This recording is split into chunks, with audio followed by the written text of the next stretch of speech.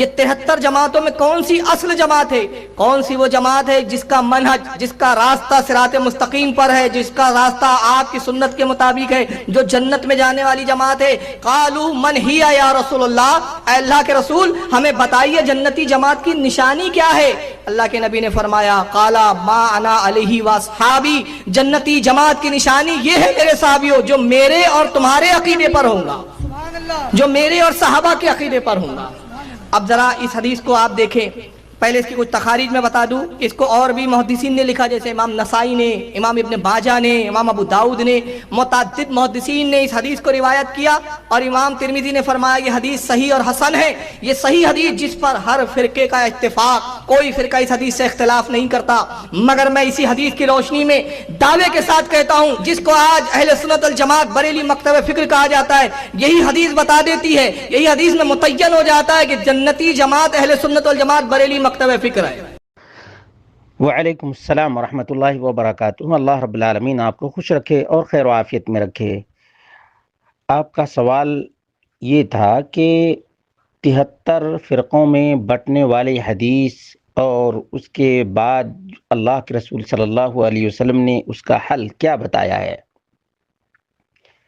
حقیقت یہ ہے کہ اللہ کے رسول صلی اللہ علیہ وسلم نے فرمایا افترقت الیہود علی 71 فرقہ، یہودی 71 فرقوں میں بٹ گئے، وافترقت النصارى علی 72 فرقہ، اور کرسچن 72 فرقوں میں بٹ گئے، وستفترق هذه الامة على 73 فرقہ كلها في النار الا واحدہ، اور یہ امت 73 فرقوں میں بٹ جائے گی اور تمام کے تمام فرقے جہنم میں جائیں گے۔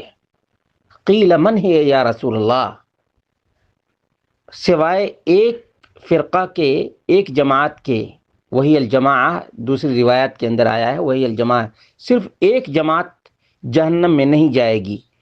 قیل من ہے یا رسول اللہ، اللہ کے رسول وہ جماعت کون سی ہوگی، وہ کون سا گروہ ہوگا جو جہنم کی آگ سے نجات پائے گا اور ضلالت سے وہ گروہ یا وہ جماعت دور رہے گی؟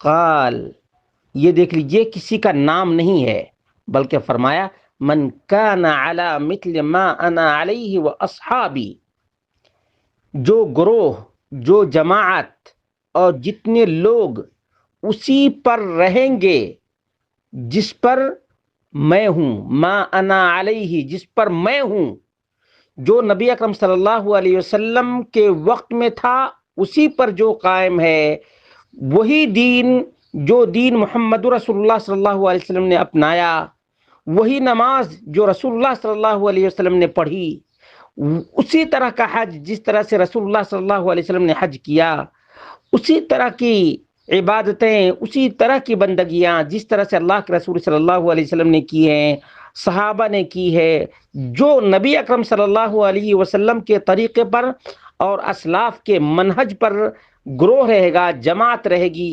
وہی نجات پائے گی، ورنہ سب کے سب فرمان مصطفیٰ کے مطابق جہنم میں جائیں گے۔ یہ جتنے فرقے ہیں یہ سب جہنم میں جائیں گے، سوائے ایک جماعت کے جو رسول اللہ صلی اللہ علیہ وسلم کی تابعدار، آپ کے جیسا عقیدہ رکھنے والا گروہ ہوگا، آپ کے جیسا عمل کرنے والا گروہ ہوگا، وہی نجات پائے گا۔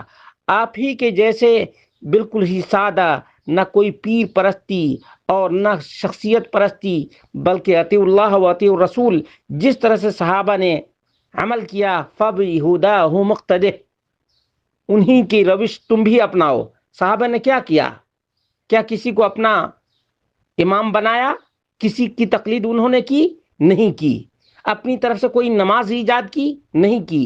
اگر کسی سے کوئی چوک بھی ہو گئی انہیں بتا دیا گیا، فوراً ہی اللہ کے رسول صلی اللہ علیہ وسلم کے کلام اور آپ کی حدیث اور آپ کی سنت کی طرف رجوع کر لیا۔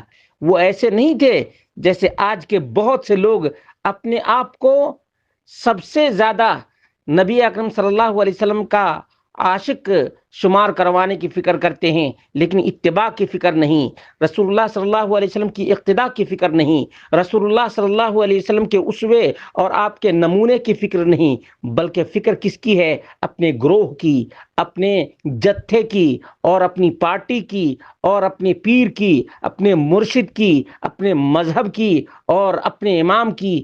یہ محمد رسول اللہ صلی اللہ علیہ وسلم کے فرمان کے مطابق ان کا انجام برا ہونے والا ہے۔ سب سے کامیاب وہی شخص ہے جو آدمی قرآن کریم کو کامل سمجھے، محمد مصطفیٰ صلی اللہ علیہ وسلم کو کامل نبی سمجھے، نبی اکرم احمد مجتبیٰ محمد مصطفیٰ صلی اللہ علیہ وسلم کے پیغام کے سامنے کسی کی بھی بات کی کوئی ویلو نہ ہو۔ یہ اگر کسی کا منہج ہے، کسی کا طریقہ ہے، تو یہ کامیاب ہونے والا گروہ ہے، کامیاب ہونے والی جماعت ہے۔ اللہ رب العالمین ہم سب کو اس فرمان پر عمل کرنے کی توفیق عطا فرمائے، ما انا علیہ و اصحابی، جس پر میں ہوں اور جس پر میرے صحابہ ہیں۔